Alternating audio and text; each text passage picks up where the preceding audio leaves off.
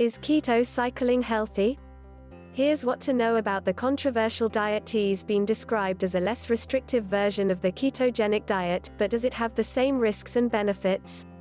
Chances are, you've read about or know someone who's on the keto diet, or perhaps you've experimented with it yourself. Short for ketogenic, the keto diet is an extremely low carbohydrate eating plan that sends the body into ketosis, a state of burning fat for energy, rather than sugars. People on a ketogenic diet consume 50 grams or fewer of carbohydrates per day and instead eat higher than normal amounts of fat and protein. And while they often lose weight quickly, health experts say the diet isn't sustainable, and often isn't healthy, to follow for long periods of time. That's where keto cycling comes in, touted as a less restrictive, more sustainable way to get the benefits of a ketogenic lifestyle. Keto cycling involves following a ketogenic diet for a few days in a row, then taking a break and eating high, or at least normal, levels of carbohydrates for a day. In other words, it's the best of both worlds, right? Well, as with most things science and dieting and weight loss, it's not quite that simple. We checked in with two nutritionists, each with a different stance on the keto diet in general, to find out what they think about this on-again, off-again approach. Here's what you should know before giving it a try. Related, 7 dangers of going keto. What is keto cycling? Because keto cycling isn't a branded or trademarked term, there's no exact definition for how it's done. Some websites describe following a strict keto diet for 6 days a week followed by one cheat day or high-carb day. Others encourage switching it up more frequently. Josh Axe, a doctor of natural medicine and clinical nutritionist, says his preferred method of keto cycling is a 2-day on, 1-day off pattern. Axe is a big proponent of the keto diet, and he sells keto-related supplements on his website. But because the diet is difficult to follow long-term, he believes it should ideally be done for just 30 to 90 days. After that, it's a good idea to transition into another diet that's going to be easier to maintain, and maybe that's keto cycling, says Axe. He says he was turned onto the benefits of keto cycling by his wife, who tried it herself after doing the keto diet for 30 days. She started eating like that, 2 keto days and 1 carb day, and she noticed results probably just as good as doing the full-on keto, he says. Her hormones really balanced out, she lost about 10 pounds, and we found she was able to do this long-term rather than crashing and burning the way people sometimes do on long-term diets. Related, 4 things you need to know before trying the keto diet. Carb cycling versus keto cycling. Axe describes keto cycling as the keto diet meets carb cycling. So what's the difference between the two terms? Carb cycling is a more general term used when a person cuts back on carbs for a few days, followed by a high or moderate carb day, but does not restrict so much that the body has to switch to burning fat for fuel. The ratios are slightly different, says Axe. Carb cycling tends to be more high protein, moderate fat, and you're not really ever getting into ketosis. Keto cycling is higher fat, higher protein, and lower carb than what you'd eat if you were carb cycling.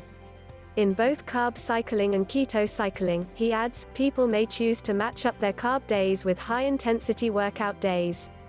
During keto cycling, the body goes in and out of ketosis depending on what fuel, fat or carbohydrates, is available for burning.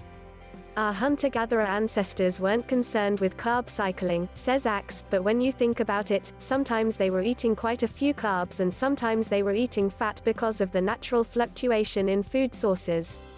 Keto cycling benefits. Some proponents of keto cycling say that an on-again, off-again plan can help prevent side effects of a full-on keto diet. Theoretically, fatigue, nausea, diarrhea, and other symptoms of keto flu may be lessened if people aren't in ketosis for so many days at once. There's also some concern that carbohydrate restriction over a long period of time may negatively affect hormones, cholesterol levels, or even people's moods. Again, theoretically, these problems might be avoided with regular carb replenishment days.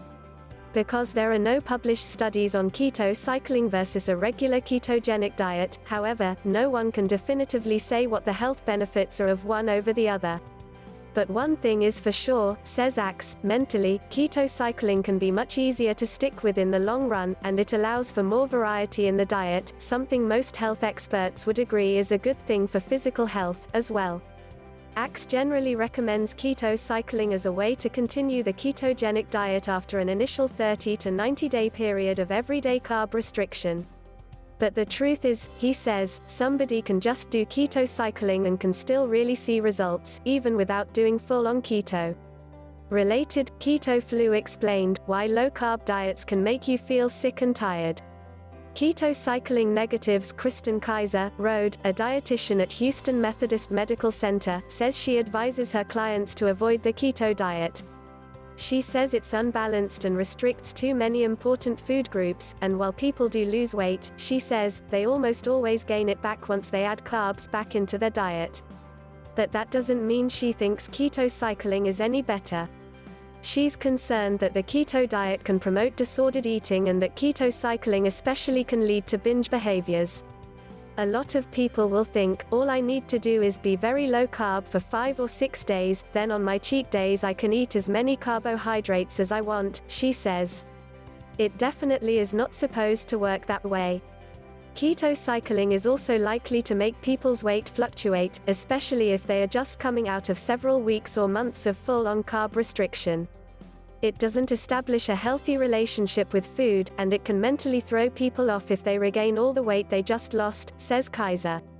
Kaiser also points out that ketosis is an altered metabolic state, and, unlike Axe, she worries that it's unhealthy to force the body in and out of it on a regular basis. People can fall in and out of ketosis, and they won't really know where they are unless they're monitoring their ketones, she says, referring to acids in the blood that are produced as a result of fat burning. You can't just take a break for a day and then pick up where you left off after eating pancakes and waffles. In fact, Kaiser says she'd prefer that people follow a full-on ketogenic diet than keto cycling. Again, I'd really prefer they do neither, she says, but I just feel there's a lot more room for error when you start talking about cycling your carbs. To get our top stories delivered to your inbox, sign up for the Healthy Living newsletter. What to eat when keto cycling? If there's one thing that Axe and Kaiser agree on, it's that there is a healthy way and an unhealthy way to incorporate carbohydrates in your diet. Keto cycling doesn't mean going completely off the wagon and eating pizza and a bag of chips and a tub of ice cream, says Axe. What you want is those good carbs we'd always recommend as part of a balanced diet: brown rice, quinoa, sweet potatoes, fruit in the morning, that type of thing. Some of Axe's favorite foods to recommend on carb days include acai bowls, berry smoothies with protein powder, sweet potato fries, alongside a grass-fed burger with a gluten-free bun, he says, pizza with cauliflower crust topped with chicken and buffalo mozzarella cheese, and a little dark chocolate for dessert.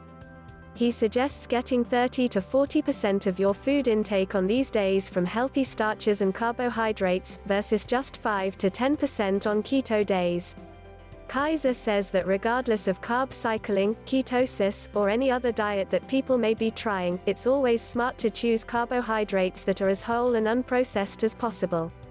I'm talking about whole fruit, not an apple strudel, but real apples, she says. I'm talking about brown rice, potatoes, beans, corn, and whole grains like quinoa, amaranth, and farro. I try to have my clients focus on food being as less processed as possible and avoid things like white rice, white bread, and sugary cereals, Kaiser says.